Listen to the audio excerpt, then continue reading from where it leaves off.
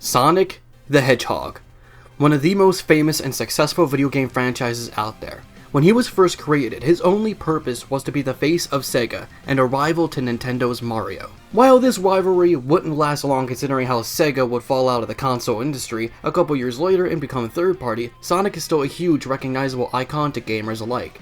There has been a lot of debate between fans and those who dislike Sonic whether or not the series is as good as it used to be, but you can't deny the success the series has been going through. But that's not what we're talking about here, for the Sonic games can take a darker tone. To celebrate Sonic's past 25th year anniversary, and the upcoming releases of both Sonic Mania and Sonic Forces, we are going over 5 creepy things from the Sonic the Hedgehog games. Note, this will not feature anything from the cartoons or comics, as those could have their own list.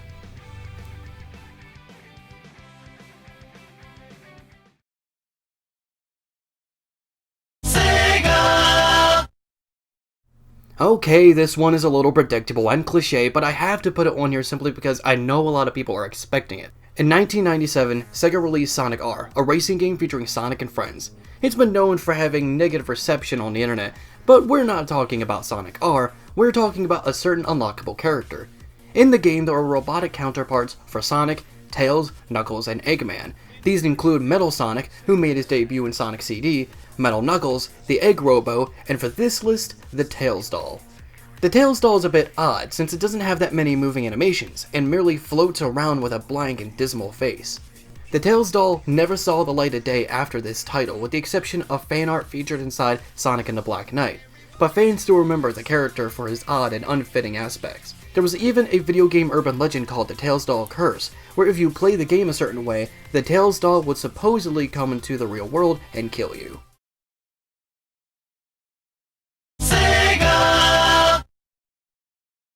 Drowning is a fear most of us share, including Sonic, who can't swim. So when he goes into water levels, he keeps his movement with some reduced speed, unlike Mario, who mainly swims in these water levels. If you're in the water for too long without getting an air bubble, this countdown will begin. Of course, fans dread this track and the numbers that go alongside it. But that's not what we're counting on this list, as more people see this as more of a nuisance than some fear factor. But in Sonic Colors, if you put him underwater and don't make him move during the countdown, you can actually see him struggle for air with his hands around his neck and his legs squirming around. If the countdown ends, then Sonic's body will merely go limp like a corpse in the sea.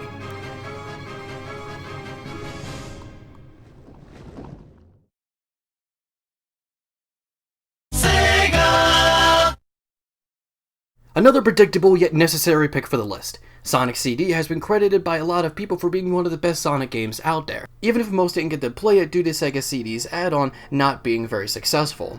It was more successful than Nintendo 64DD add-on, but still not a smash hit.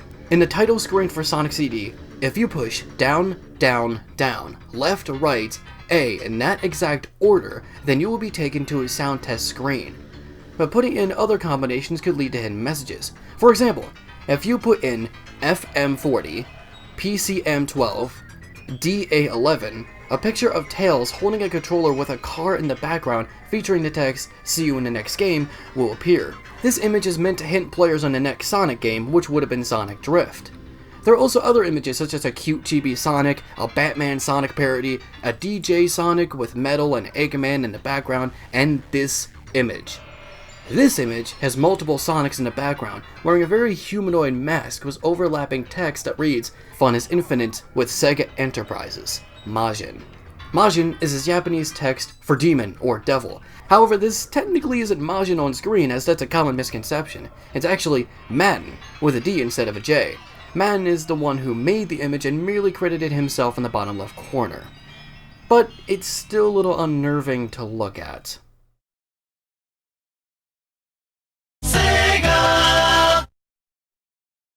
Most platformers always have a boss that stands in a player's way. Some games are even known for their bosses, like the Mega Man games.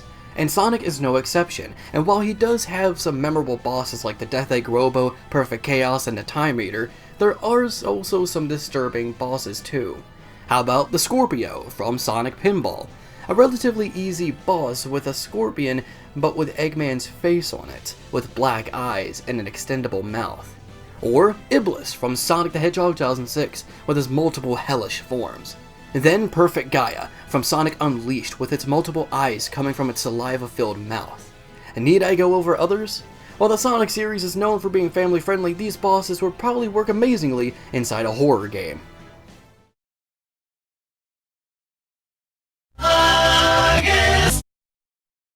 While Sonic 2006 is panned for being the game that almost killed the Sonic the Hedgehog franchise, and is one of the biggest reasons, next to Sonic Boom Rise of Lyric, why some people despise Sonic. But there are some good things that come from this buggy rush title. The music is pretty nice, and the idea of Silver's gameplay could have worked for its own title. What I can safely say is my favorite thing from this questionable title is also one of the creepiest things from the Sonic franchise, and that is Mephiles the Dark.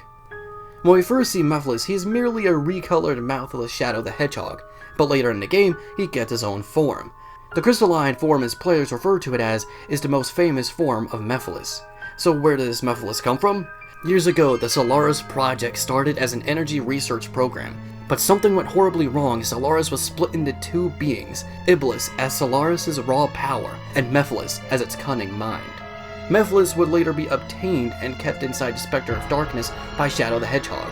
Years later, Dr. Eggman somehow got the scepter, and in a desperate struggle for Shadow and Rouge to get it back, it shatters. He absorbs Shadow and power and brings himself into the physical world as a Shadow replica. He sarcastically thanks Shadow due to the sweet irony that the younger Shadow would set him free, while the older one would capture him. I would never have believed I would be resurrected through your shade. I thank you, Shadow the Hedgehog.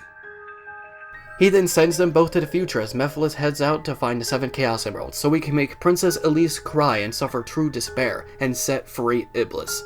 He finally does this in one of the most iconic moments in the game, where Mephiles actually kills Sonic the Hedgehog just to make Elise cry.